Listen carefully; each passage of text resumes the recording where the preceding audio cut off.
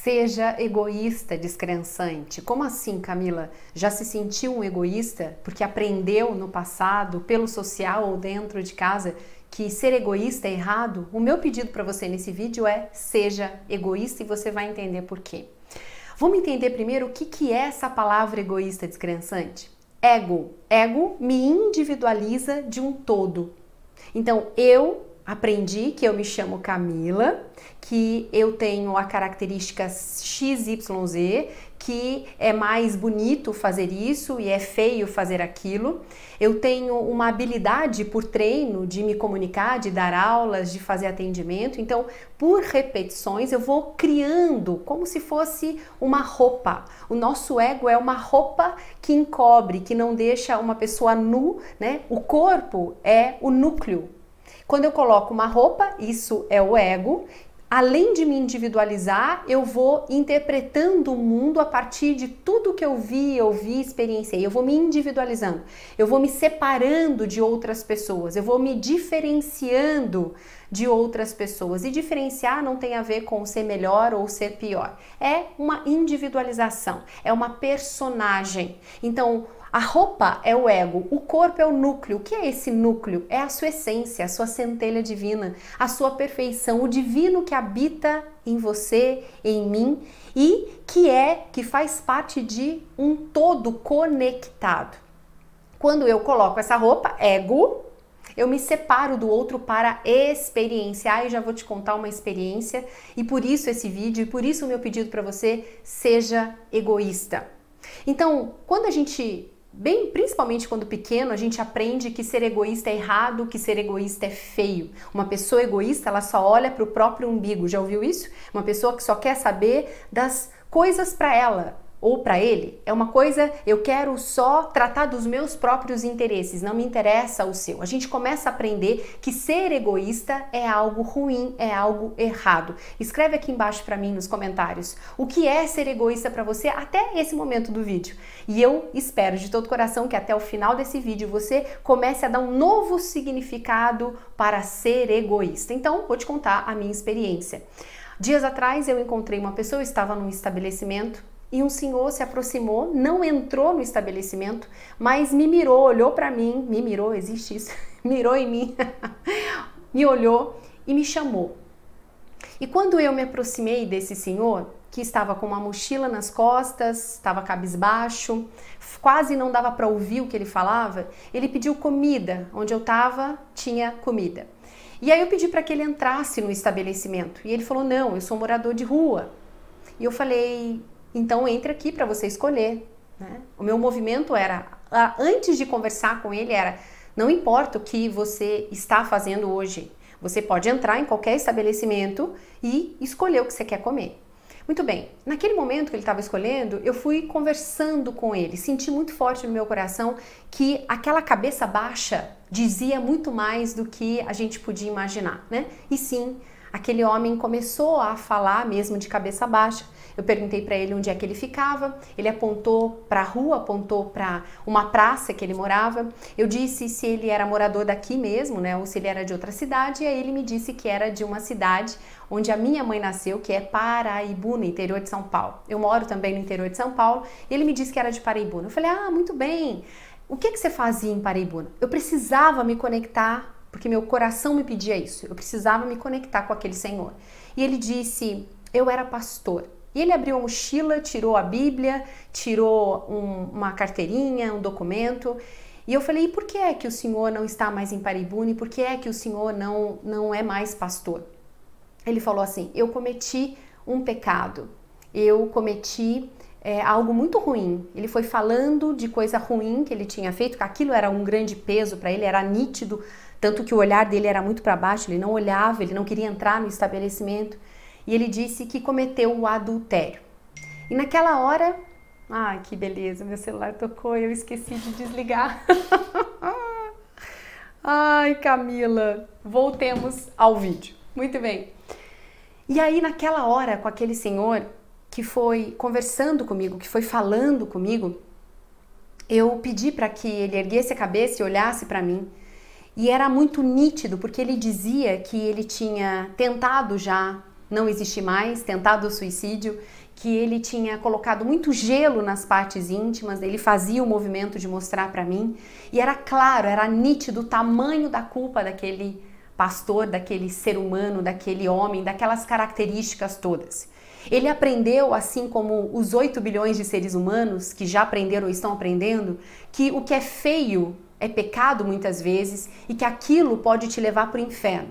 Que você está condenado. Se você cometeu um erro, um adultério, se você mentiu, se você roubou, se você não fez a oração, se você não foi para a missa, se você não pagou o dízimo, se você, qualquer que seja o evento, eu não estou dizendo o que é certo e o que é errado. Eu estou dizendo que todos esses eventos, essas experiências vão fazendo com que muitas pessoas, 8 bilhões já somos, comecem a, além de criar esse ego, essa roupa, a colar em si uma culpa.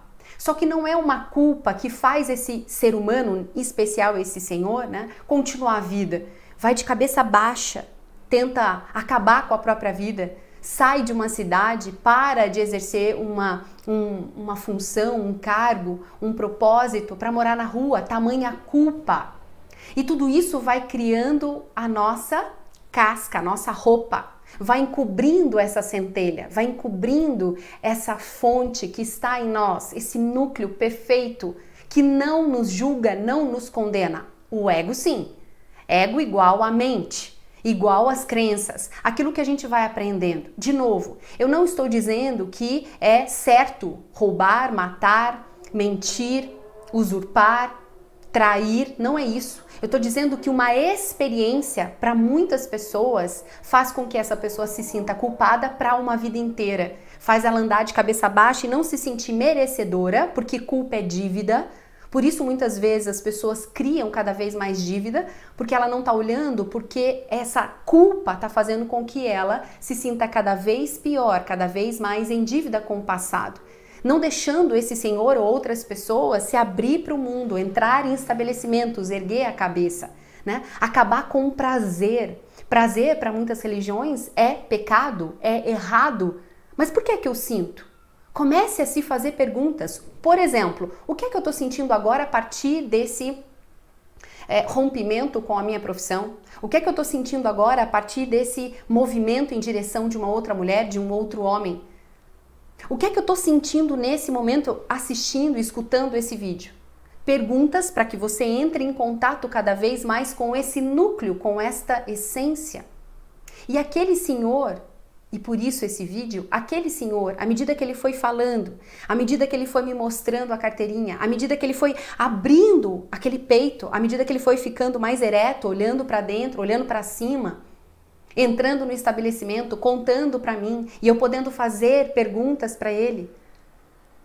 À medida que eu fui vendo aquele homem voltando, e é lógico que é um processo para muitas pessoas, é um processo, ali foi só talvez uma semente, me fez produzir mais dopamina, me fez me sentir muito mais grata por aquela oportunidade, me fez me sentir extremamente bem. Por isso, seja egoísta.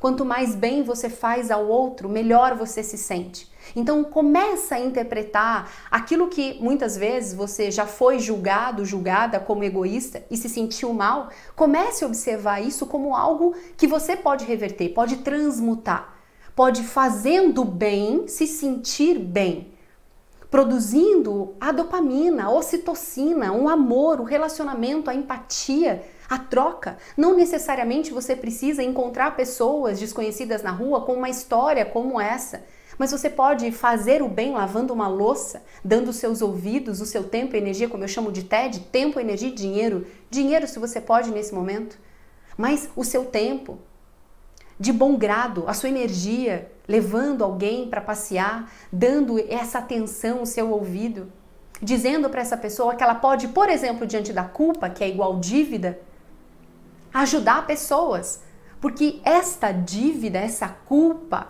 essa crença de não merecimento, inclusive, eu não mereço porque eu aprendi, o meu ego aprendeu, a minha mente aprendeu que quando eu erro, isso é uma condenação que eu vou levar para sempre. Ei, Deus, o divino, esse amor maior, esse vácuo, o Criador, ele não julga, por isso ele não tem que perdoar.